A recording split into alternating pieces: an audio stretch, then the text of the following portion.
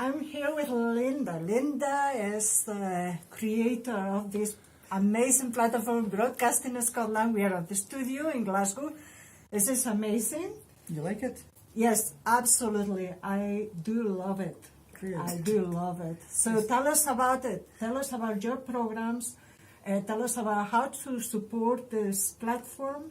Well, the whole thing we're trying to do, and as we spoke the last time, is about the vision of trying to create a space that is for a broadcaster for Scotland. You know, big challenge, big hopes. But if we get to the point where we're getting enough subscribers, we get 35 hours of broadcasting a week going out from here. Now that's all not made in this studio. Some of it we filmed, some of it we done other things.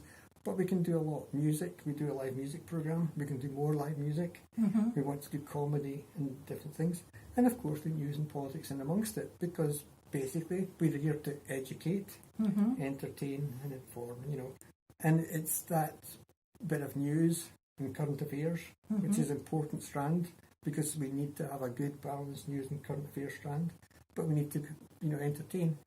And the great thing is, if we reach this target, which is a lot, 35,000 subscribers, but you think about it, 35,000 subscribers, how many folk in Scotland are there? It's not a massive amount, you know.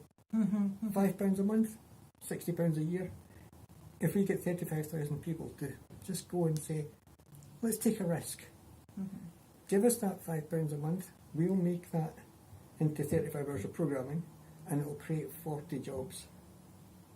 40 jobs in broadcasting. Now that's not all directly employed, some will be filmmakers that are contracted and stuff, freelancers and different things. But the core of the thing is that in the centre of Glasgow and in other parts of Scotland there'll be filmmakers and production staff and crews and journalists making programmes and informing people what, you know, with the kind of information that they're not getting and that people feel dissatisfied about from, you know, the BBC in particular, you know, because BBC has certain value judgments, which you know, with in relation to things like the Catalonia story, you know, they're secessionists. You know, it's a very loaded word. You call somebody a secessionist. You know, you say they're independence supporters. It's a different meaning. There's the language. There's the use of the language. The use of the language. So BBC does balance in its own special way. So we're out to do balance in a very balanced way. Well, I have to say that I saw that the program, the music program, was absolutely beautiful. I have to congratulate you because of the special about the continuity bill, about the budgets, about the Catalonia case. That is very, very important to explain what is happening. And what else is on now? Well, so basically, we're in the way of trying to work up to be able to do a nightly, you know, we want to do a nightly news current affairs programme. Now, that's the idea. We'd have news 7 nights a week, 15 minutes of news with 45 minutes of politics discussion Monday to Thursday, maybe a culture programme on a Friday. Oh, excellent. And then some, I'm not sure yet, on a Saturday, and then Sunday maybe 50 minutes of news, then the full Scottish. But the idea you'd have that strand, 7 o'clock at night, Scotland at 7, it's your news strand. Scotland at 7. And that's the idea of every, you know, so Scotland at 9 doesn't seem to work for some reason. You know, people will be watching other things, and hopefully they'll be watching drama and broadcast in Scotland if we get enough subscribers. But the whole point is, there is no cap on our ambition. The only thing that makes this work is volunteers just now, putting a lot of hours in, and the more volunteers we get, the better. But once we get to the point where we've got sufficient subscribers, they're no longer volunteers, to become staff, contractors, etc. And we know then that we're guaranteeing, you know, and we have to get ourselves in a position that we can be fully licensed with Ofcom, because, you know, we're broadcasting. You know, the definitions, I don't know where we are, and I'm not even sure we should be talking about this on camera, but the definitions of what is a TV channel and what Ofcom regulates are very, you know, and but our intention is to be balanced and fair to everyone, We've invited people from other parties on. We've had some from other parties on. Our intention is to try and make sure we do things. And for us, often, sometimes, the answer is not to get politicians shouting and sniping at each other. The answer is to get experts, people from professors from university or people who are knowledgeable in the field to discuss it. We want to bring more light, less heat, bring knowledge to people, so that when you've got a difficult subject, say for instance on Sergei Skripal, we had Dr. Gavin Slade, who is a criminologist and expert in the former Soviet Union, on to talk about it. He was able to put a perspective on it, which most other people are just putting opinion. Yeah. He is able to come from a knowledge, having lived in former Soviet Union, in Georgia and Ukraine, and worked in places and he's invited to talk about gangsters and the governments that are all gangster governments. So he knows the connections and understands the things. So having that kind of expertise on the programme is a better way of doing things than having politicians shout at each other. Yes, we'll get politicians on, but if we do, and if they're in different parties, what we'll try and do is find the common ground, not try and antagonise them and get them to, because that basically some people seem to think that having politicians shouting and screaming at each other makes good TV. Maybe it does, but then again, you've got EastEnders for that. If you want to have good TV with politicians, you want to be informed. You don't want to find that at the end of a referendum campaign we're leaving Europe on the basis of a whole load of lies and nobody actually going into the facts properly. So we need to get to the point where we've got a lot more young people coming in, working here. I want to be able to offer hopefully 10 jobs a year to graduates. Say there's a 1-year contract. That's very important. Come, you get make a name for yourself, make programs, get yourself headhunted, and do that. And I hear Channel 4, Glasgow's bidding to get Channel 4 here. That would be great. Channel 4 grown-up news. That's what they do. When we grow up, we're going to be Channel 4 news. Well, it's very important, the historical memory thing that you just said, because I remember the new campaign saying all the lies about the EU, the EU membership, and the Spanish veto myth and all of that. And I think it's important for all of us to get well informed, to know about other views, and not stick to the mantras, Well, we had the opportunity when we were doing the EU continuity bill special report. Not this. Well, the programme which went out on the last Wednesday, the pilot for Scotland at 7. Yeah. And when we were talking about that, we had the opportunity to interview Joan McAlpine and ask her if her committee would be looking into the connections between the Facebook and Cambridge Analytica and the IndyRef, the independence referendum in Scotland in 2014. So far, she said nobody's asked, not been requested, but if there's pressure to do so, then they will probably look at it if there's a request to do so. I don't know the affiliate mechanism, but I think it's something that needs to be looked at. Absolutely. I think, from what I can see, it was interesting because I was watching again. I'm plugging Channel 4 News again, but Matt Fry, I think was it Matt Fry?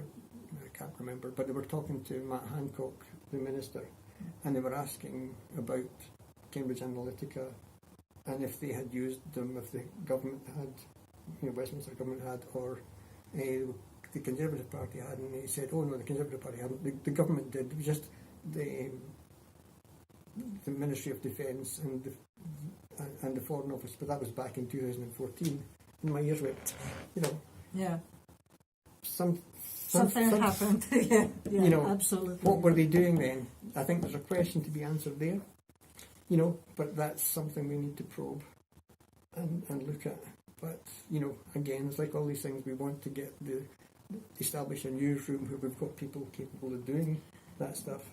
Okay. Well, you have amazing people working on the programs. Yeah, I mean, I did enjoy the interviews, especially the thing is, interviews. what you don't see is obviously the people who are behind the scenes on the vision mixer, you know, making the script monitoring. I mean, sometimes we end up, you know, we've got 4 cameras in here. We've got 1 camera operator sometimes working 4 cameras, production manager, floor manager. But we've got it set up in a way that allows that to happen. We've got the comms, we talk back and forward to each other, and then we've got somebody operating the vision mixer. Mm-hmm.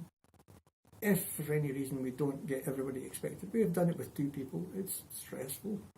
Absolutely. 3 people is still quite stressful, but having 4, 5, 6, you know, 1 for each camera, having a full crew would be an absolute luxury, which I'd love to have. So, you know, again, it's the appeal for volunteers, and we've got more people volunteering all the time. But we need, you know, what we're really looking for are the students who are doing media and TV production studies, because we want to be able to give them the opportunity to work on things, to give them something that's part of their coursework they can develop, and, you know, develop ideas and do project work that's useful for their college. But anybody who wants to be part is delighted, you know, to have them on board. You know, it's all about they can develop the skills if they've got the patience and the work ethic, because it's madness. You know, it's a very calm and organised madness, but it takes an awful lot of, you know, coordination to get all this together.